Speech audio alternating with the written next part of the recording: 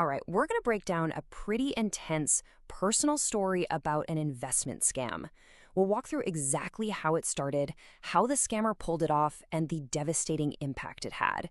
Because by understanding this one person's experience, we can start to see a much bigger, more dangerous pattern. This one sentence right here is the absolute key to the entire scam. It's not really about greed or someone being naive. It's about taking something we all depend on every single day, trust, and turning it into a weapon. And that's exactly where the door gets opened. So, how does something like this even begin? Well, it doesn't start with a shady email or some random cold call from a number you don't know. Nope. It starts in the most innocent, disarming way you can imagine. And that is the scammer's masterstroke. This woman, Ghazala Din, she didn't have to kick down any doors. A friend had already opened it right up for her. You know that natural skepticism, that little wall we put up with strangers? It was completely gone from the very first hello. Just listen to the language she's using. It's all designed to make you feel safe and confident. Years of experience. Okay, that sounds legitimate. Guaranteed returns. Well, that gets rid of the risk. So many people are benefiting. That's social proof, right? It makes you feel like you're missing out. And then I can help you too. Makes it all feel personal. It is a perfectly polished pitch meant to calm any nerves you might have. So once that first investment is in, the scam shifts into its second, absolutely crucial phase. This is the part where the con artist doesn't just promise you'll make money, they actually make it look like you are. This timeline is just brilliant and completely deceptive. For 2 whole months, everything works exactly like she said it would. The payments show up, the profit is there, that promise she made is now real, tangible proof in a bank account. So now the victim isn't just trusting the scammer anymore, they're starting to trust their own experience. After building that solid foundation of trust, the scammer makes the next big move. And it's not even presented as a risky pitch. It's just simple, obvious logic. Hey, you've seen it work with a little bit of money, so why wouldn't it work even better with a lot more? And right here, this is the turning point.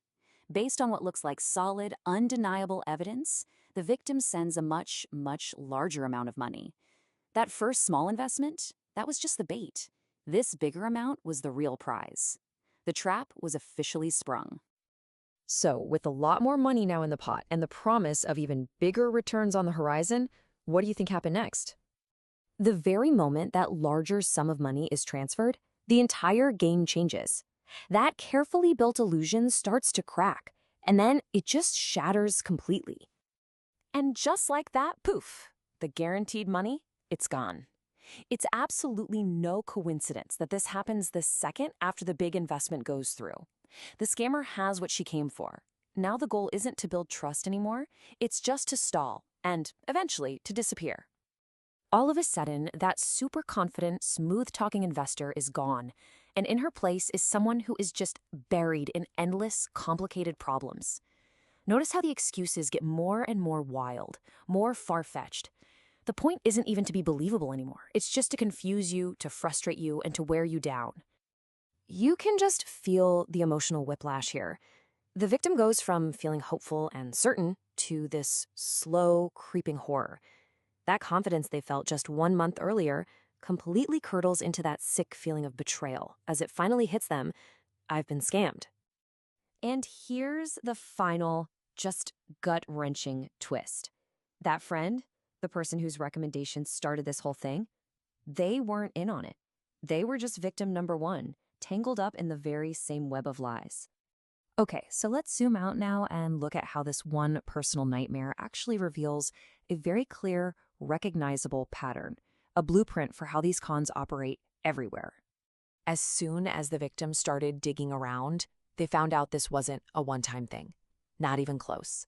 This was a systematic operation. Ghazala Din had used the same story, the same method, on tons of other people, creating this whole network of victims who all thought they were alone in this. What looks like total chaos is actually a highly structured plan. This is the scammer's playbook, step by step. First, use a friend to get in the door. Then you make an impossible promise of guaranteed returns. Step 3, you pay out a little bit of money to make it all seem real. Once that trust is locked in, you pressure them for the big score. And finally, you throw up a smokescreen of excuses and you vanish. And this really brings us back to the heart of the whole thing. Yeah, losing the money is awful, but it's the psychological damage that cuts the deepest. It's that feeling of being played for a fool, of having your trust in another person, and maybe even in your own judgment, just completely shattered. That's the wound that takes the longest to heal. This entire story just goes to show how easily something as good as trust can be twisted and used as a weapon, which leaves us with a really tough final question. In a world where we have to trust people to function, how do we build a shield to protect ourselves without just closing ourselves off from everyone?